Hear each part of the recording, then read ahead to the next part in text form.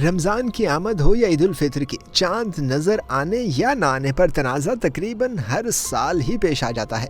अब हर कोई ये पूछ रहा है कि इस बार रोजे 29 होंगे या 30, ईद किस दिन की होगी, एतवार 24 मई की या फिर पीर 25 मई की। पहली का चांद कब और कैसे नजर आता है, आखिर रुयत हिलाल यानी चांद देखने पर तनाज़ा क्या है, कौन दुरुस्त है। वफाकी वजीर science and technology Fawad Chaudhry, chairman मरकजी रुयत हिलाल कमेटी मुफ्ती मुनीबुर रहमान या फिर मस्जिद कासिम खान के खतीब मौलाना शहाबुद्दीन पोपलजई, ये सब हम आपको बताएंगे आज की वीडियो में। मगर आगे बढ़ने से पहले हमारा चैनल सब्सक्राइब करके घंटी बजा दें।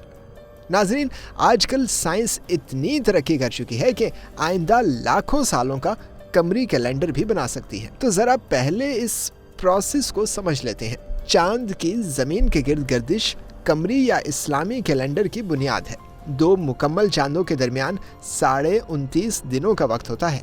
जब चांद सूरज और जमीन के ऐन दरमियान आ जाता है तो इसे कंजक्शन या चांद का पैदा हो जाना कहते हैं। इस मौके पर सूरज पर पड़ने वाली चांद की रोशनी जमीन तक नहीं पहुंच पाती, इसलिए चांद नजर नहीं आता। मगर फिर चांद अपने मिदार में एक खास जाविये में हरकत शुरू कर देता है। जब यह जाविया 10.5 डिग्री तक पहुंचता है तो इंसानी आंख चांद को देख सकती है। चांद को इस जाविये तक पहुंचने में 17 से 24 घंटे लगते हैं, यानी अगर चांद की पैदाइश को 17 से 24 घंटे बीत जाएं तभी चांद अपना मुखड़ा दिखाता है।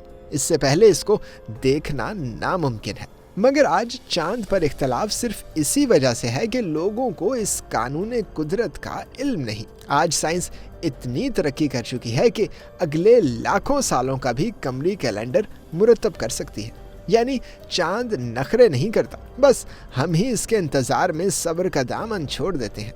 और अब हम जिक्र करते हैं कि आखिर रुयत हिलाल के तनाज़े का हल क्या है। नाजरीन, ईद सर पर है। लॉकडाउन नरम होते ही अचानक दर्जियों पर काम का रश पड़ गया है। हर शख्स अपने ईद के कपड़ों की वक्त पर सिलाई के लिए परेशान है। लेकिन इस सब के साथ साथ हम सभी एक दूसरे से एक सवाल पूछते नजर आते हैं, और वो ये कि यार चांद कब नजर आएगा और ईद किस दिन होगी।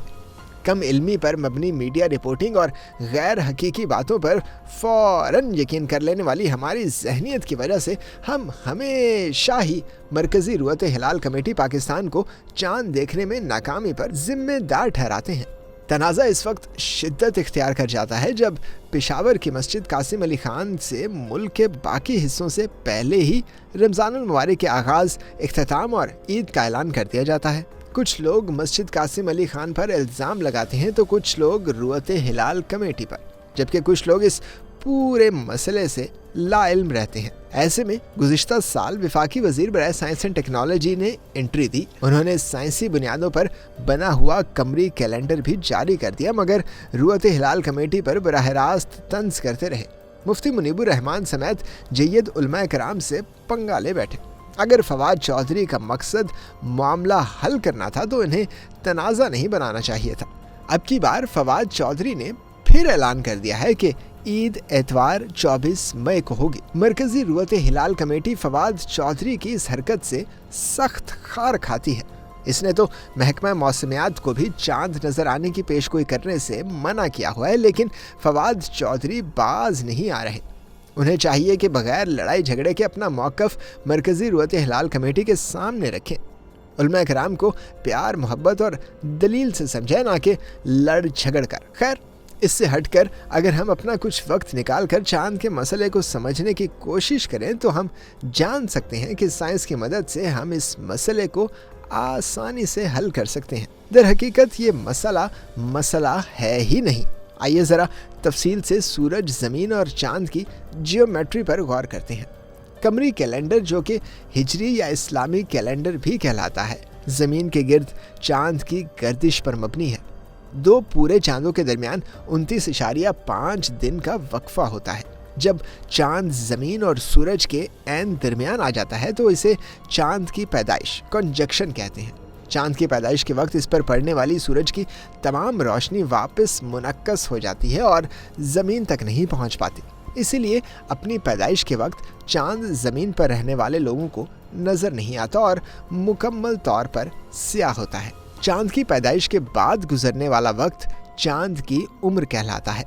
पैदाइश के बाद चांद अपने मिदार में आगे की जानिब सफर शुरू करता है। चुनांचे जमीन से देखने पर सूरज और चांद के दरमियान फर्के जाविया यानी एलोंगेशन बढ़ने लगता है।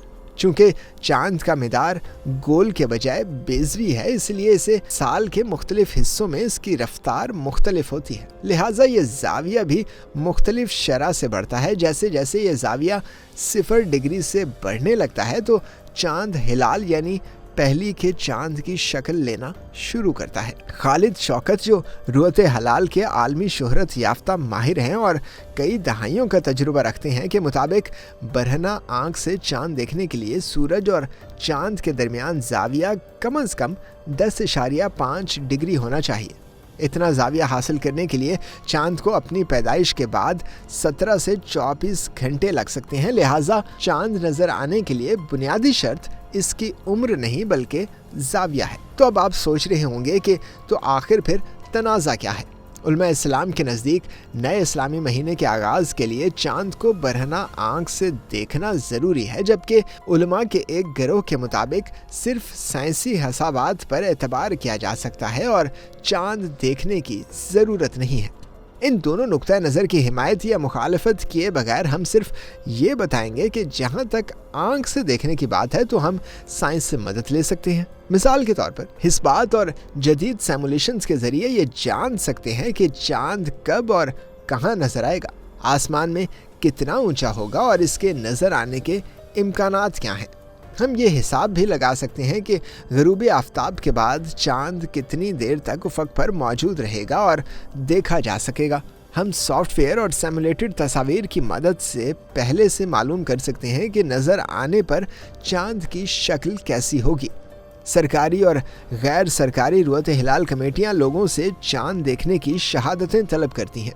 यहाँ पर यह तस्वीर हमारी इस तरह मदद कर सकती है कि हम शहादत देने वाले शख्स को तस्वीर दिखाए बगैर सवालात कर सकते हैं कि उन्होंने किस वक्त पर चांद देखा, चांद कितना ऊंचा था, सूरज के नज़दीक था या दूर, हिलाल ऊपर की जानिब था या इसकी नोकें पहलू पर थीं, चांद सूरज के दाएं जानिब था या बाएं जानिब, वगैरह वगैरह। इन सवालात की मदद से हम गलत शहादतों को आसानी से मुस्तरद कर सकते हैं। ये मुस्तरद किया जाना सिर्फ चांद देखने में गलत ही कहलाएगा और इससे किसी भी शख्स के तकवा या बतौर गवाह इसके काबिल कबूल होने पर हर्फ लाना मकसद नहीं होगा। कई मशहूर और हम असर उलमा इस नज़रिए की तायद करते हैं। मरकज़ी रुअत हिलाल कमेटी बिल्कुल इसी तरह शहादतों की तस्दीक करती है, लेकिन मस्जिद कासिम अली खान हस्बात को कोई अहमियत नहीं देती और सिर्फ किसी शख्स की परहेजगारी देखकर इसकी शहादत दुरुस्त तस्लीम कर लेती है।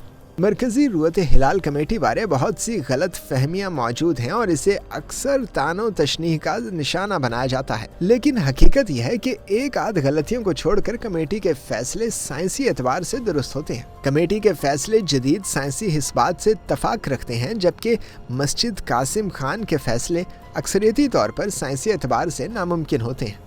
साइंस की मदद लिए बगैर चांद नज़र आने या ना आने का बिल्कुल दुरुस्त फैसला करना चूँकि मुश्किल है, इसलिए मस्जिद कासिम अली खान के फैसले अगर गलत ना भी हों तभी मुश्तबा होते हैं। 2011 में मस्जिद की जानिब से ऐलान किया गया था कि चांद नज़र आ गया है और रमज़ानुल मुबारक अगस्त की पहली तारीख से शुरू होगा, जबकि जदीद तरीन सॉफ्टवेयर की मदद से तैयार किए गए नक्शे में देखा जा सकता है कि इस दिन पेशावर और गिरदोनवा के इलाकों में चांद नज़र आने का कोई इम्कान नहीं था।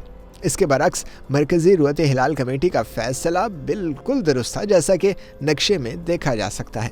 लगे हाथों एक और गलत फहमी भी दूर कर लेते हैं। अक्सर लोग पहली का चांद देखकर कहते हैं कि ये चांद इतना बड़ा क्यों है, कहीं हमने ईद के दिन तो रोज़ा नहीं रख लिया था। यानी पाकिस्तान में एक और गलत फहमी पाई जाती है और वो ये है कि अगर चांद मोटा है तो ज़रूर ये चांद पहले भी देखा जा सकता होगा। ये बात गलत है, बल्कि 200% गलत है। हो सकता है ये कमरी महीने की पहली तारीख ना हो, लेकिन ऐसा मुमकिन है कि इसे पहली बार देखा जा रहा हो। اس کی وجہ یہ ہے کہ اگر کسی بھی دن چاند کی عمر 17 گھنٹوں سے کم ہوتی ہے تو یہ انسانی آنکھ کو نظر آئے بغیر غروب ہو جائے گا۔ لہٰذا تکنیکی اعتبار سے چاند وہاں موجود تھا لیکن نظر نہیں آ سکتا تھا۔ اگلے دن اسی وقت چاند کی عمر 17 جمع 24 41 گھنٹے ہوگی تو چاند ہر حال میں موٹا اور زیادہ واضح نظر آئے گا۔ اس لیے رویت ہلال کمیٹی کو پہلے دن کم عمر چاند نہ دیکھنے پر الزام دینا بے وقوفی اور کم علمی ہے۔ آج علم فلکیات کی مدد سے ہم چاند کی ولادت کا درست وقت سیکنڈز کی حد تک بتا سکتے ہیں اور اس کے نظر آنے یا نہ آنے کے امکانات بھی جان سکتے ہیں۔ تو فلکیات کی مدد لے کر ایسی شہادتوں کو مسترد کیوں نہیں کر دیا جاتا جو درست نہیں ہو سکتی؟ دوسری جانب فواد چودھری نے ایک بار پھر رویت ہلال کمیٹی ختم کرنے کا مطالبہ کر دیا ہے۔ انہوں نے کہا ہے کہ عید الفطر 24 مئی کو ہوگی۔